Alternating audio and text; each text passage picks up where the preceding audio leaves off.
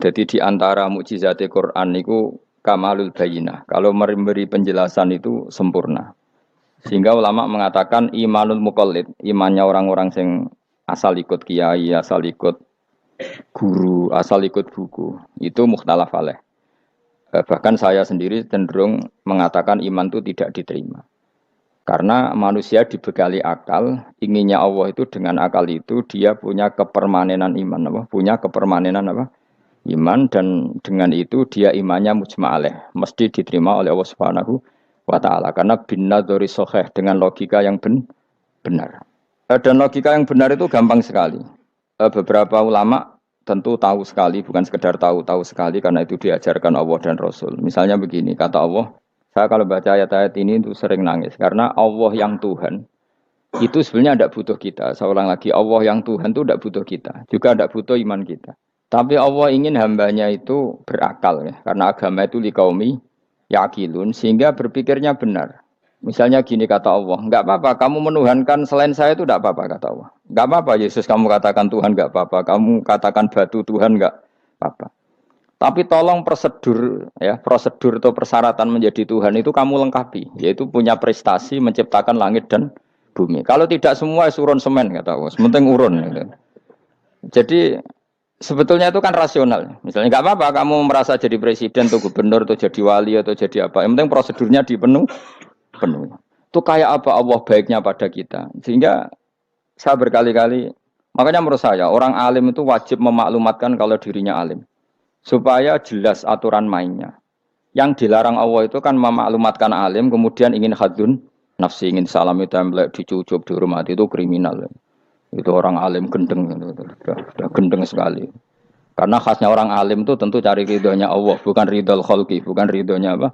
Makhluk. Makhluk itu la syai', ada siapa-siapa. Dan kita harus baku seperti itu. Kenapa kalau orang alim enggak memaklumatkan kealimannya itu dikatakan salah? Karena fungsi orang alim adalah membawa bayinat, membawa ayat-ayat Allah, bukan kepentingan apa? Pribadi. Makanya Rasulullah nanti duka ngendikan idza zuharatil fitanu wal bid'u falyudhiril alim ilmahu wa illa fa'alaihi la'natullah wal malaikati wan nasi ajmain.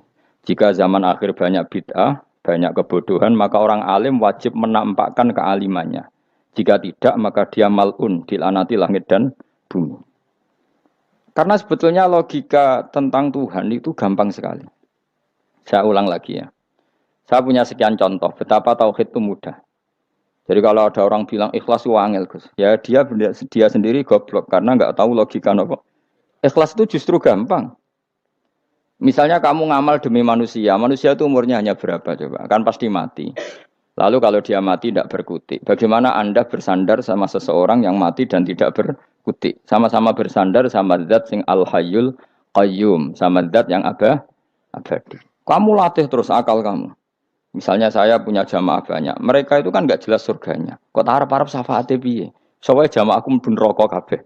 Kan nggak mungkin nyafaati saya. Atau mereka mlebu swarga kabeh, wis do sibuk kelon mbek widadari. Mungkin ya ndak ngurusi saya. Jadi dua kemungkinan itu sama-sama ndak ngurusi saya.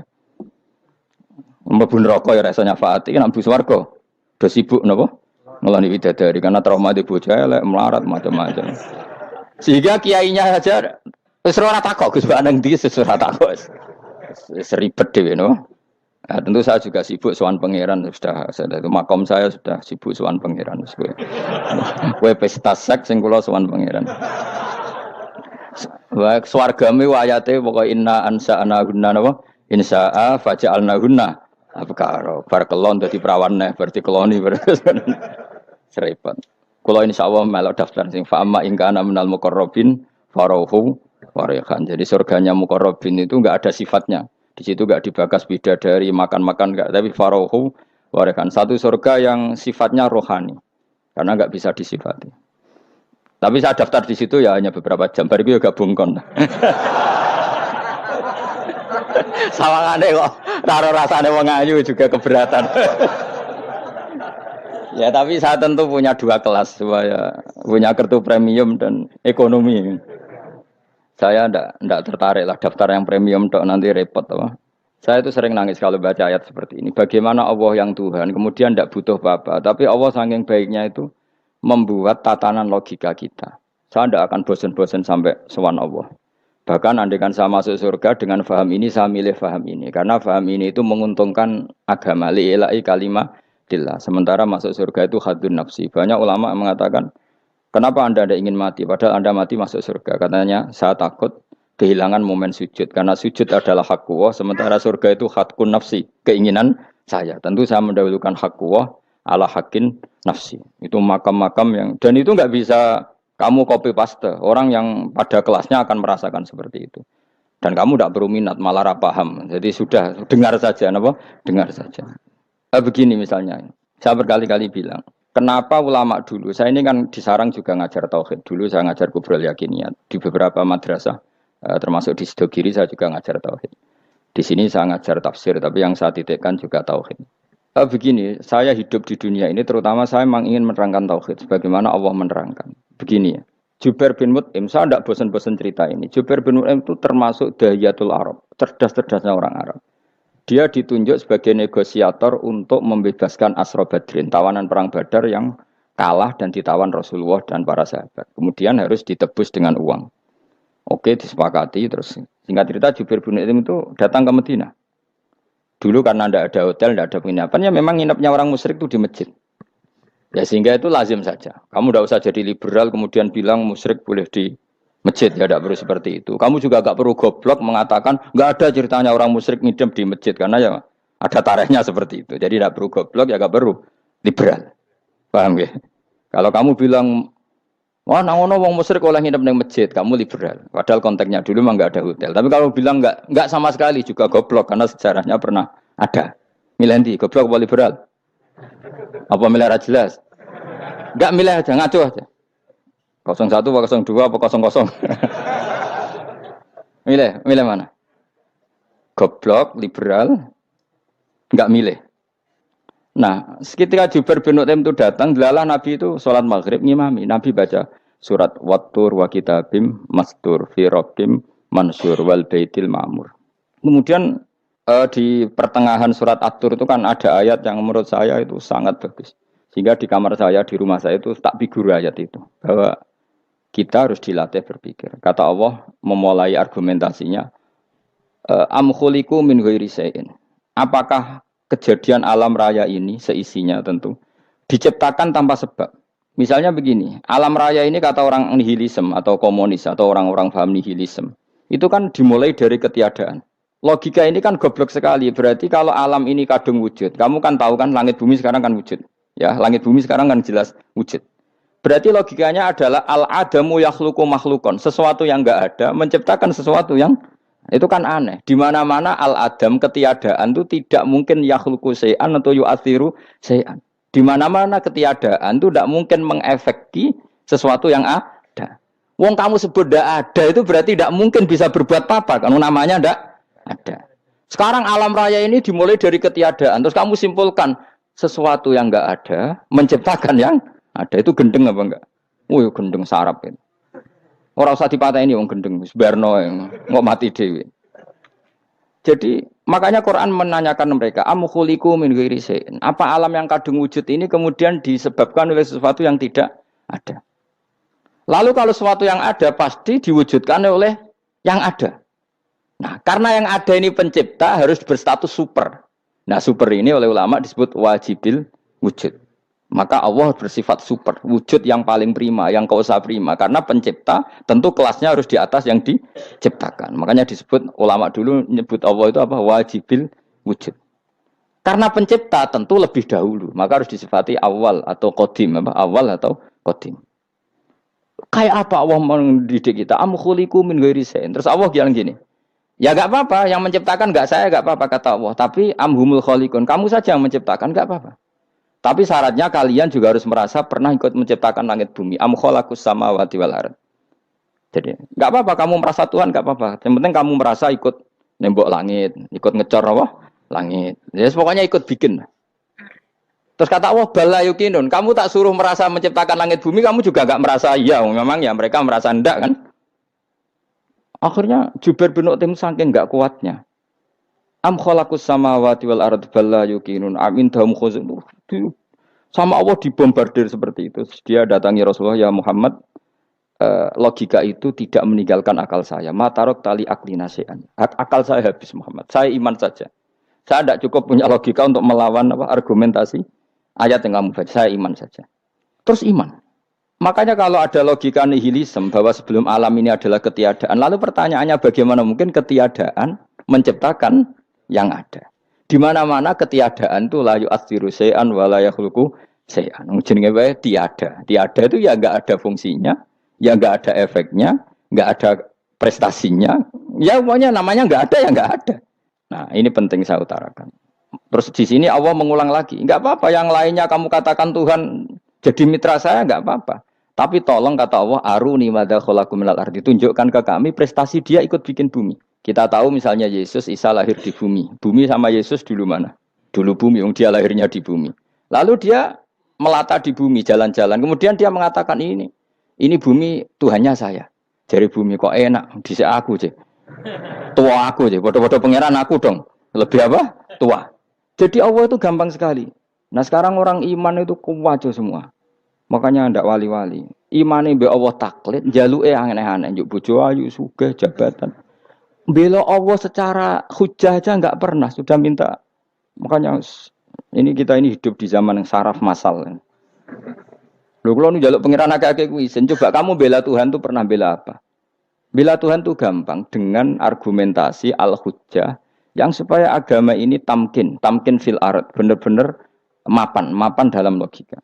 Yaitu tadi di mana-mana yang namanya sebab itu amrun wujudiyun, di mana-mana sebab itu sesuatunya harus wujud. Paling tidak kita sudah menolak nihilisme. Apa? Nah, nihilisme. Lah wujud karena wujud awal harus berstatus prima. Lah prima itu dalam bahasa ulama disebut wajibil wujud. Makanya ulama dulu ngelatih kita itu pertama Allah itu siapa? Zat sing wajibil wujud. Itu satu filosofi yang luar biasa. Nah, kemudian setelah itu ada setan-setan kecil yang nganggur, yang iseng. Nah itu nggak usah kamu perhatikan. Tinggal delok TV, ngopi, terus tinggal nyate kelata. Enggak setan pingsan dewe. Syukur-syukur stres dia.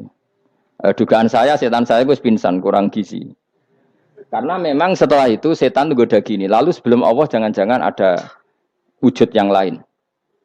Lalu Allah sendiri awal mulanya gimana? Kata Nabi, jika ada pertanyaan seperti itu kamu harus berhenti. Tinggal delok TV atau tinggal delok dangdutan. Ya kalau kepeksa ora apa-apa, kelasem ae. Saya tidak menghalalkan tapi kan sudah kamu lakukan.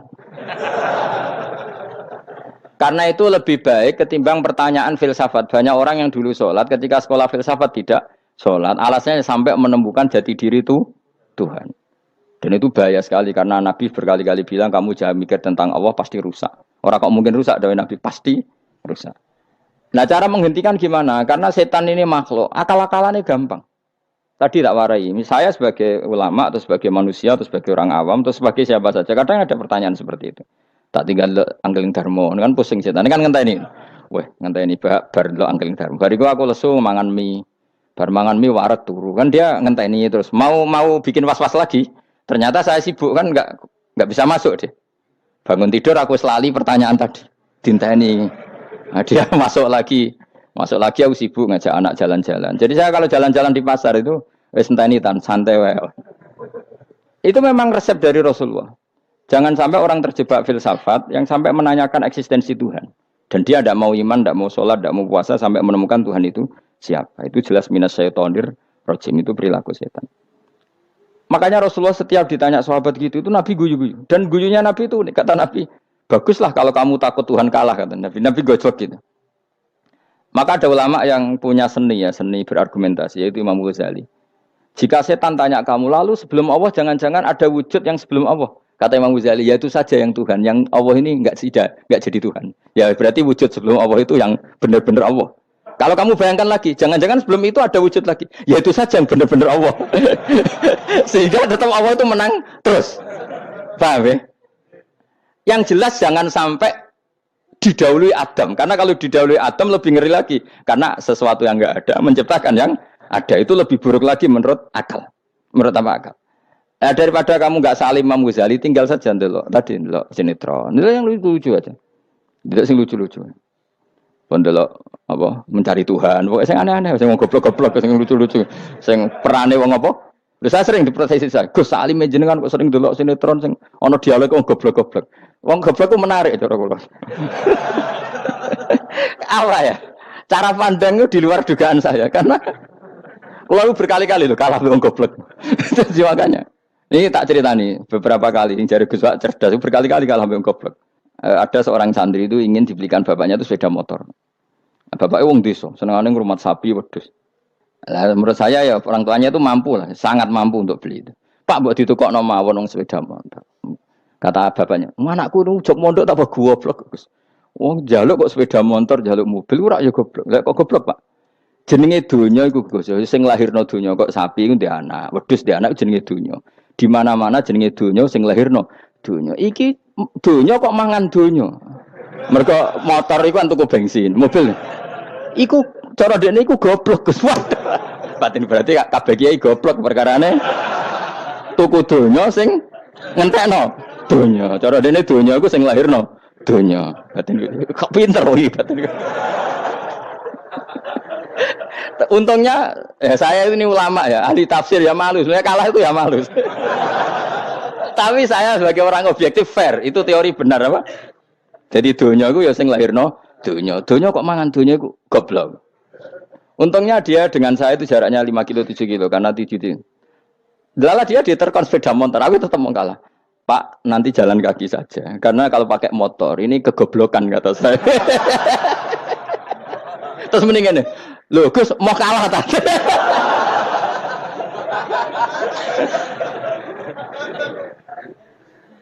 Wah kacau. Singkat cerita dia bersikeras, nggak mau beliin sepeda motor anaknya karena di mana-mana dunia gue sing lahirno dunia, nggak boleh dunia kok mangan. Ini satu kegoblokan yang agak ilmiah tadi. Nah Imam Asy'ari juga ngalami hal yang sama. Imam Asy'ari itu punya kita kalau ahli sunnah kan 2 partai ya.